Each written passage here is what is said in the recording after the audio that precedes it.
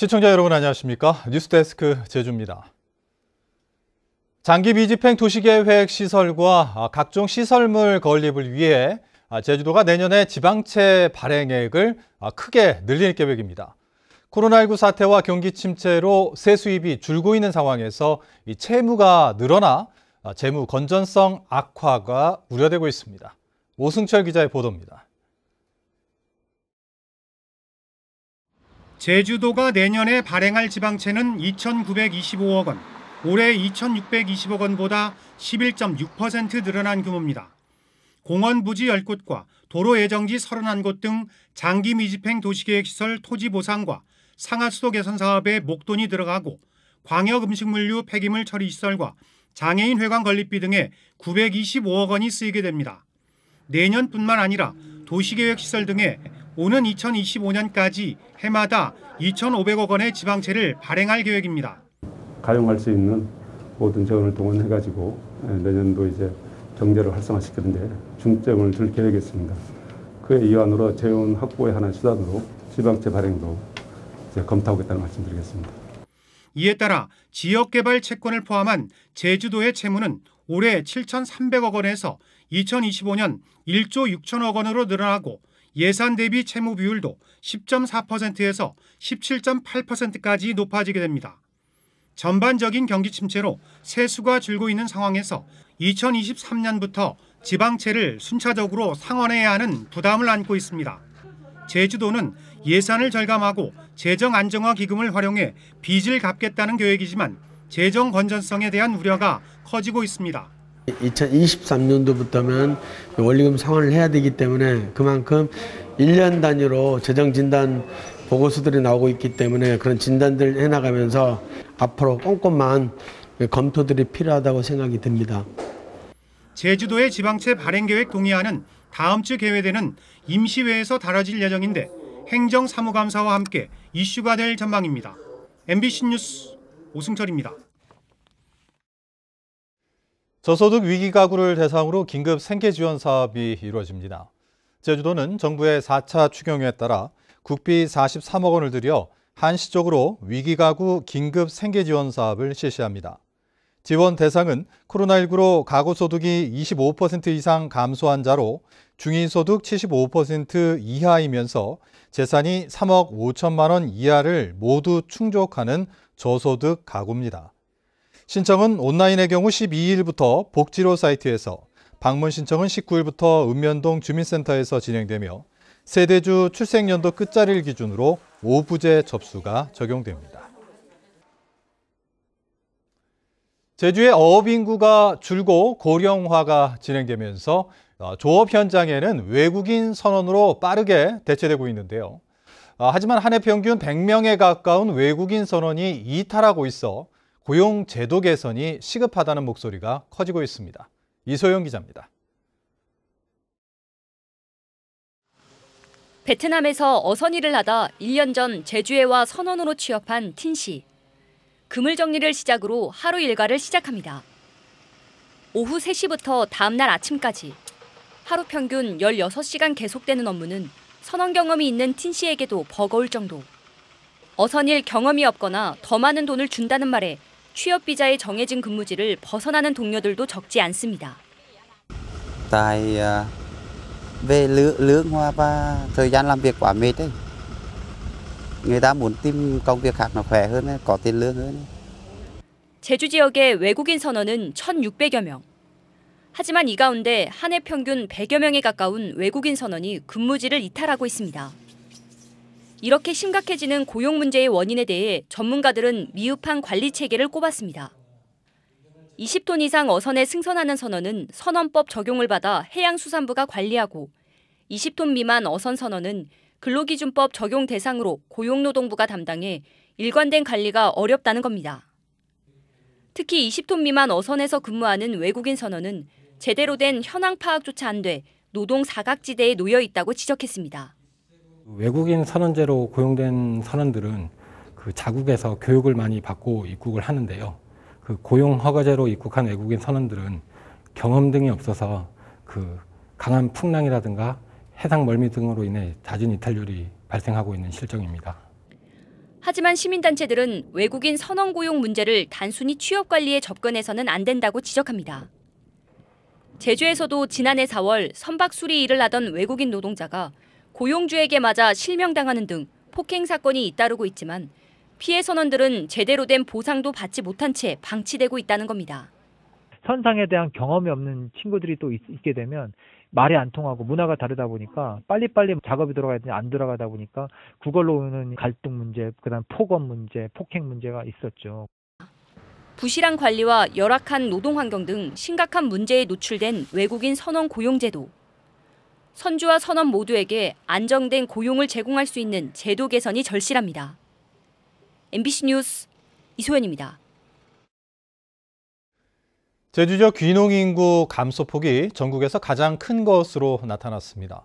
더불어민주당 위성곤 의원이 농림축산식품부로부터 받은 국정감사 자료에 따르면 지난해 제주 지역 귀농 인구는 238명으로 3년 만에 53.4% 줄었습니다. 제주는 전국에서 감소폭이 가장 컸고 부산이 33%, 울산 23% 순으로 집계됐습니다. 한편 귀농의 어려움에 대해서는 50%가 낮은 소득 문제를 꼽았습니다. 한라산 영실 등산로의 선작지왓 일대를 지나다 보면 돌탑 모양의 독특한 지형을 볼 수 있는데요. 연구 결과 용암이 쌓이면서 만들어진 독특한 화산 지형으로 확인됐습니다. 김항석 기자입니다. 한라산 해발 1,400m에서 1,700m에 펼쳐진 선작지왓. 누군가 일부러 쌓은 것 같은 돌탑이나 봉분 형태의 암석이 눈에 띕니다. 여기저기 금이 가 있는 것처럼 보이는 돌덩이는 평균 높이가 5m. 이게 왜 여기에 있는 건지도 신기하기도 하고 어떤 원리로 이렇게 쌓여진지도 되게 궁금하기도 해요. 근데 처음 보고 이제 다른 데서는 처음 못 봤던 거니까. 선작지왓 일대에서 관찰되는 용암 돌탑 형태의 지형은 140여 개. 제주도 세계유산본부의 지질 조사 결과 용암 돌탑은 용암 상승 작용으로 만들어진 튜뮬러스, 즉 봉긋 솟은 형태로 굳어진 화산 지형으로 확인됐습니다. 용암이 흘러갈 때 먼저 식은 용암 표층이 그 아래나 뒤에서 흘러오는 용암에 의해 밀려 올라가는 용암 상승 작용으로 만들어진 겁니다. 이처럼 용암이 상승하면서 만들어진 튜뷸런스는 평균 높이가 5m가 넘어 마치 돌탑처럼 보입니다. 이런 화산 지형은 주로 경사가 완만한 해안에 위치하는데 국내에서 한라산 같은 고지대에서 확인되기는 이번이 처음입니다. 한라산 고지대에 있는 용암들이 해안지대에 있는 용암들에 비해서 점성이 크기 때문에 경사가 급하더라도 튜뷸러스들이 형성될 수 있는 것입니다. 그동안 용암 내부에 가스가 부풀어 올라 형성된 것으로 알려졌던 한라산 고지대 돌탑의 탄생 비밀이 밝혀지면서 제주도 세계유산본부는 연대 측정법을 통해 돌탑의 생성 시기도 밝혀낼 계획입니다. MBC 뉴스 김항섭입니다. 가을 등산철을 맞아 한라산 국립공원 내 불법행위 특별 단속이 실시됩니다. 단속은 이달 말까지며 지정 탐방로 외 무단 입산이나 임산물 불법 채취, 흡연 등에 대해 집중적으로 이루어집니다. 또 야간 특별 단속반을 편성해 야간 산행이나 희귀식물 채취 행위를 단속하고 드론과 CCTV 등도 활용할 계획입니다. 국립공원 내 불법 행위로 적발되면 자연공원법에 따라 과태료 최고 50만 원이 부과됩니다. 추석 연휴에 수도권을 방문했거나 수도권 입도객과 접촉한 유증상자에게 코로나19 무료 검사가 지원됩니다. 제주도는 지난달 26일 이후 서울과 경기, 인천 등 수도권을 다녀왔거나 수도권 입도객과 접촉한 사람 가운데 코로나19 의심 증상이 나타나면 무료로 진단검사를 받을 수 있다고 밝혔습니다. 증상 범위는 발열이나 기침 등 호흡기 질환과 두통 등이며 도내 보건소에 사전 문의 뒤 검사를 받을 수 있습니다. 코로나19 여파로 제주공항 활주로와 터미널 활용률이 절반 수준으로 줄었습니다. 한국공항공사가 제출한 국정감사 자료에 따르면 올 들어 지난 8월까지 제주공항 활주로 활용률은 52.5%로 지난해 102%의 절반 수준에 그쳤습니다. 지난 2016년 이후 줄곧 100%를 넘어 포화 상태에 이른 국내선 터미널 활용률도 올해는 49%에 머물렀습니다. 제주 제2공항 성산업추진위원회는 오늘 오후 제주도의회 앞에서 기자회견을 열고 제2공항 건설이 늦어지면 도민 갈등은 더 깊어지고 파국으로 치닫게 될 것이라며 도의회가 제2공항을 정치적으로 이용하지 말고 조속히 추진하라고 촉구했습니다. 이들은 기자회견에 앞서 제2공항 건설을 촉구하는 6,200명의 서명을 받아 좌남수 도의회 의장에게 전달했습니다.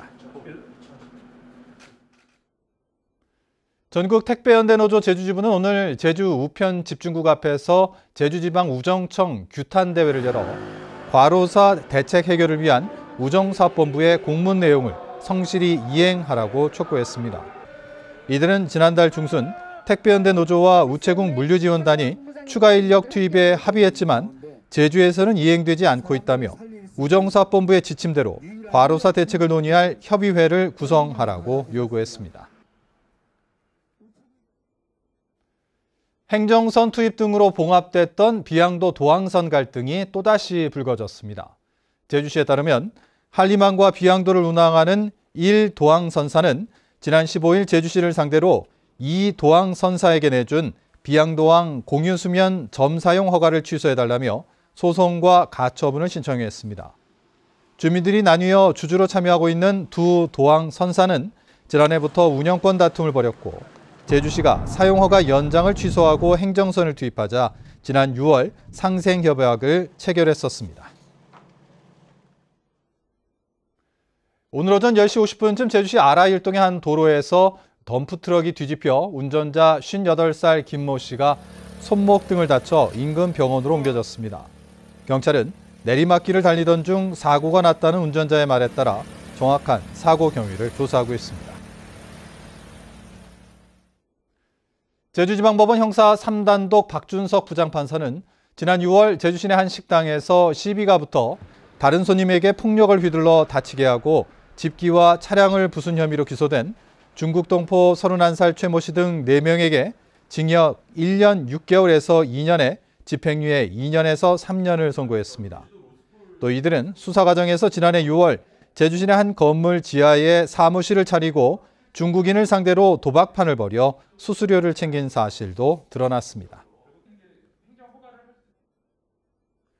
추석 연휴보다도 한글날 연휴에 제주 여행을 계획하는 국내 관광객 비중이 더 높은 것으로 나타났습니다. 제주관광공사가 올가을 제주 여행을 계획하는 관광객 1,000명을 대상으로 실시한 설문조사에서 10월에 제주 여행을 계획한다는 응답이 57.2%로 가장 높게 나왔고 그 가운데 한글날 연휴가 17.1%로 추석 연휴 15%보다 높았습니다. 제주 여행을 선택한 이유는 청정한 자연 환경이 56.6%로 가장 많았고 코로나19 안전성 등이 뒤를 이었습니다. 제주적 소비자 물가가 4개월 연속 상승세를 이어가고 있습니다. 호남지방통계청 제주사무소에 따르면 지난달 제주적 소비자 물가 지수는 107.13으로 전달보다 0.9%, 지난해 같은 기간보다는 0.6% 상승해 4개월 연속 오름세를 기록했습니다. 특히 연이은 태풍으로 값이 치솟은 과일과 채소 등 신선식품이 전달보다 14% 올라 물가 상승을 주도했습니다. 제주시 서부지역 주민들을 위한 복합체육관이 들어섭니다. 국회 정무위원회 더불어민주당 송재호 의원은 공공체육관이 없는 인구 밀집 지역인 연동과 노형동, 외도동 주민들을 위해 2022년까지 사업비 357억 원을 들여 복합체육관을 건립한다고 밝혔습니다. 제주시 도평동에 들어서는 복합체육관은 지하 2층, 지상 3층에 연면적 8,800제곱미터 규모로 수영장과 볼링장, 체력 단련실 등을 갖출 계획입니다. 제주대 교수회장 선거에 오홍식 교수가 단독 출마했습니다.